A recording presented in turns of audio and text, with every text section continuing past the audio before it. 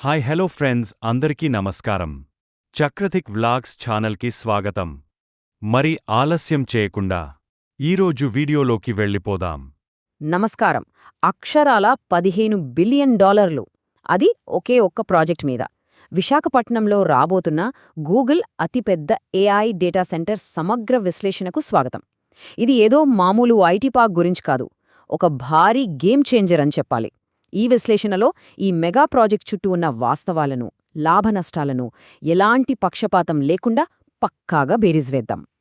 సరే, ఈ భారీ ప్రాజెక్ట్ అసలు కథేంటో అర్థం చేసుకోవడానికి మనం ఒక చిన్న అజెండా ఫాలో అవుదాం.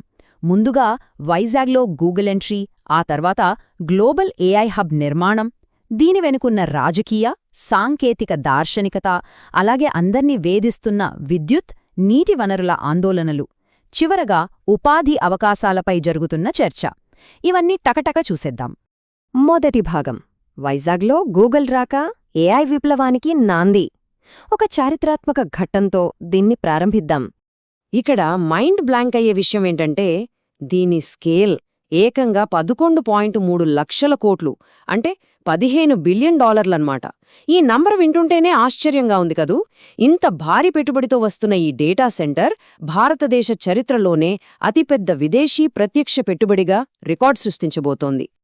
ఇంకో ఆసక్తికరమైన విషయమేంటంటే, రీసెంట్గా జరిగిన డ్రీమ్ ఫోర్స్ ఈవెంట్లో గూగుల్ సీఈఓ సుందర్ పిచాయ్ గారు ఈ ఇన్వెస్ట్మెంట్ కన్ఫర్మ్ చేసినప్పుడు వైజాగ్తో తనకున్న కనెక్షన్ని చాలా ఆప్యాయంగా పంచుకున్నారు. చిన్నప్పుడు రైలు ప్రయాణాల్లో చూసిన ఈ అందమైన తీరప్రాంత నగరంతో తనకున్న మధురమైన జ్ఞాపకాలను గుర్తుచేసుకున్నారు. భలే ఉంది కదా ఈ పర్సనల్ కనెక్షన్. ఇక టైమ్లైన్ చూస్తే పనులు జెట్ స్పీడ్లో జరుగుతున్నాయని చెప్పొచ్చు. రాష్ట్ర నాయకత్వం, కేంద్రం కలిసి చేసిన చర్చలతో ఇది శరవేగంగా పట్టాలెక్కింది. అక్టోబర్ 14న ఢిల్లీలో ఒప్పందం కుదిరింది. మంగళవారమేమో ఏకంగా పునాదిరాయి పడిపోయింది. ఇక 2028 సెప్టెంబర్ కల్లా దీన్ని పూర్తిగా ఆపరేషన్స్లోకి తేవాలన్నది టార్గెట్. టైం చాలా టైట్గానే పెట్టుకున్నారు. రెండవ భాగం, గ్లోబల్ ఏఐ హబ్ నిర్మాణం, మౌలిక సదుపాయాలు మరియు పర్యావరణ వ్యవస్థ. అసలు ఇంత ఫండింగ్తో గ్రౌండ్ లెవెల్లో ఏం కడుతున్నారో చూద్దాం. ఇది కేవలం గ్లాస్ అద్దాలున్న ఒక సింగిల్ ఆఫీస్ బిల్డింగ్ కాదు. తర్లువాడ, అడవివరం, రాంబిల్లి ప్రాంతాల్లో ఏకంగా 600 ఎకరాల సువిశాల విస్తీర్ణంలో ఇది రాబోతోంది. 3 భారీ క్యాంపస్లు, ఇంటర్నేషనల్ సముద్రగర్భ కేబుల్ ల్యాండింగ్ స్టేషన్, ఇక స్టార్టప్స్, రీసెర్చ్ కోసం స్పెషల్ సెంటర్లు, ఇలా వైజాగ్ని మన దేశానికే సరికొత్త డిజిటల్ గేట్వేగా మార్చే ఒక భారీ ఎకోసిస్టమ్ ఇదన్నమాట. ఇక్కడే మనం అసలు పాయింట్ మాట్లాడుకోవాలి. దీని విద్యుత్ సామర్థ్యం ఏకంగా 1000 మెగావాట్లు, అంటే ఒక గిగావాట్. అక్షరాల ఇది ఒక హైపర్ స్కేల్ డేటా సెంటర్. సాధారణ సర్వర్ రూమ్స్కి దీనికి ఆకాశానికి భూమికి ఉన్నంత తేడా ఉంటుంది. వేలాది సర్వర్లు పగలు రాత్రి తేడా లేకుండా భారీ డేటాను ప్రాసెస్ చేసే బ్రహ్మాండమైన కేంద్రం ఇది. మరి ఇదంతా ఇక్కడితో ఆగిపోతుందా? లేదు.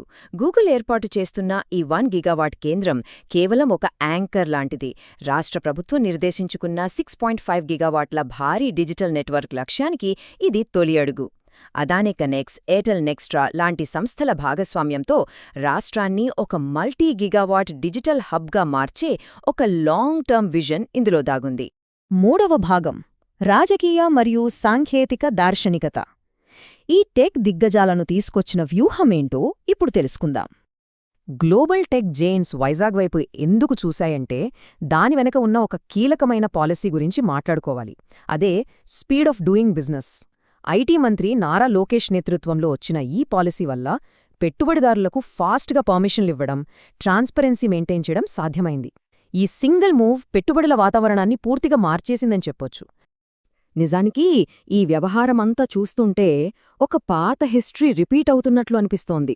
సరిగ్గా 1990లలో ముఖ్యమంత్రి చంద్రబాబు నాయుడు గారి టైంలో హైదరాబాద్లో వచ్చిన సైబరాబాద్ ఐటీ బూమ్లాగానే ఇప్పుడు వైజాగ్ని ఏఐ, క్లౌడ్ టెక్నాలజీలతో ఆ స్థాయిలో ఒక గ్లోబల్ సిటీగా మార్చాలన్న బలమైన ఆశయం ఇక్కడ కనిపిస్తోంది. అయితే ఇక్కడే ఒక $1 మిలియన్ ప్రశ్న వస్తుంది. వైజాగ్ నిజంగానే ఈ 1000 మెగావాట్ల ఫెసిలిటీని భరించగలదా? టెక్నాలజీ విజన్ వినడానికి అద్భుతంగానే ఉన్నా గ్రౌండ్ లెవెల్లో వనరుల పరిస్థితి ఏంటి? ఈ ప్రశ్నతోనే మన నాణ్యానికే ఉన్న మరోవైపు చూడాల్సిన అవసరం వస్తోంది. 4వ భాగం, విద్యుత్, నీటి వనరుల ఆందోళనలు, పర్యావరణ వాస్తవాలు. దీనివల్ల వచ్చే ఇబ్బందుల గురించి నిష్పాక్షికంగా మాట్లాడుకుందాం. పర్యావరణ నిపుణులు, ప్రతిపక్షాలు కొన్ని చాలా లాజికల్ పాయింట్స్ రేస్ చేస్తున్నారు. లక్షలాది సర్వర్లు నాన్ స్టాప్గా రన్ అవుతుంటే పుట్టే వేడి అంతా ఇంతా కాదు. ఆ హీట్ని కంట్రోల్ చేయడానికి విపరీతమైన నీరు కావాలి. దీనివల్ల లోకల్ పవర్ గ్రిడ్స్ మీద భారీ ప్రెషర్ పడుతుందని, కాలుష్యం పెరిగిపోతుందన్న భయం గట్టిగానే ఉంది. అదిగాక కొన్ని దేశాల్లో ఇలాంటి ఎకలాజికల్ ఇంపాక్ట్కి భయపడే డేటా సెంటర్లను బ్యాన్ చేశారన్న విషయం ఇక్కడ గుర్తుంచుకోవాలి.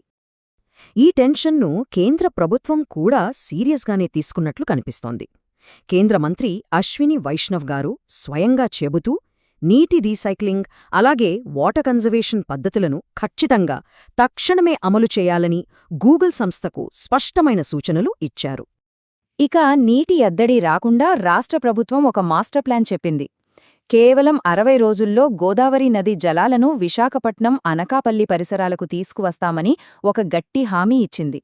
బాగానే ఉంది కానీ భవిష్యత్తులో ఈ నీటిలో సామాన్యుల అవసరాలకు ఫస్ట్ ప్రయారిటీ ఉంటుందా లేక డేటా సెంటర్లకా అని విమర్శకులు ఇంకా లాజిక్గానే ప్రశ్నిస్తున్నారు. ఇక చివరిదైన 5వ భాగం ఉపాధిపై చర్చ. Vision versus reality. ఈ మొత్తం వ్యవహారంలో విపరీతంగా చర్చ నడుస్తున్న హాట్ టాపిక్ ఇదే. ఈ ప్రాజెక్టుతో స్థానికులకు ఎన్న జాబ్స్ వస్తాయి? ఒకవైపు ఏఐ, క్లౌడ్ ఆపరేషన్స్ లాంటి రంగాల్లో లక్షలాది ఉద్యోగాలొస్తాయని ప్రభుత్వం కాన్ఫిడెంట్గా చెబుతోంది. మరోవైపు ప్రతిపక్షమైన సిపిఎం వాళ్లు లెక్కలు తీసి కన్స్ట్రక్షన్ టైంలో 240, పూర్తి అయ్యాక కేవలం 1375 ఉద్యోగాలే వస్తాయని వాదిస్తున్నారు. ఈ రెండు అంచనాల మధ్య ఎంత వ్యత్యాసముందో మనం స్పష్టంగా గమనించవచ్చు. అయితే ఈ ప్రాజెక్టుకు సపోర్ట్ చేస్తున్న వాళ్లు ఇంకో ఇంట్రెస్టింగ్ పాయింట్ చెప్తున్నారు. ఇక్కడ జాబ్స్ అంటే కేవలం ఆ ఆఫీస్ లోపల చేసేవి మాత్రమే కాదట. ఆ చుట్టుపక్కల వస్తున్న Arcelor Mittal steel plant first phase, Bhogapuram international airport, local server తయారీ యూనిట్లు, రిన్యూవబుల్ ఎనర్జీ ప్రాజెక్ట్స్, ఇలా ఈ మొత్తం సెకండరీ ఎకోసిస్టమ్ డెవలప్ అవ్వడం వల్ల వేలాది పరోక్ష ఉద్యోగాలు పుట్టుకొస్తాయని వాళ్ళు గట్టిగా నమ్ముతున్నారు. సో ఇదంతా చూశాక మనమేమనుకోవాలి? గ్లోబల్ ఏఐ హబ్గా మారాలనే ఈ ఆరాటం రేపు పొద్దున వైజాగ్ పౌరుల జీవన ప్రమాణాలను ఆకాశానికి తీసుకెళ్తుందా? లేక మన కరెంటు, గోదావరి నీళ్లమీద పడే ఈ భారీ ఒత్తిడి వల్ల ముందు ముందు భారీ మూల్యమే చెల్లించుకోవాల్సొస్తుందా? సమాజపు వేగవంతమైన ప్రగతి కావాలి, అలాగని మన లోకల్ రిసోర్సెస్ని కాపాడుకోవడము అంతే ముఖ్యం. ఈ రెండింటి మధ్య బ్యాలెన్స్ ఎలా ఉండబోతుందనేది ప్రతి ఒక్కరూ లోతుగా ఆలోచించాల్సిన విషయం.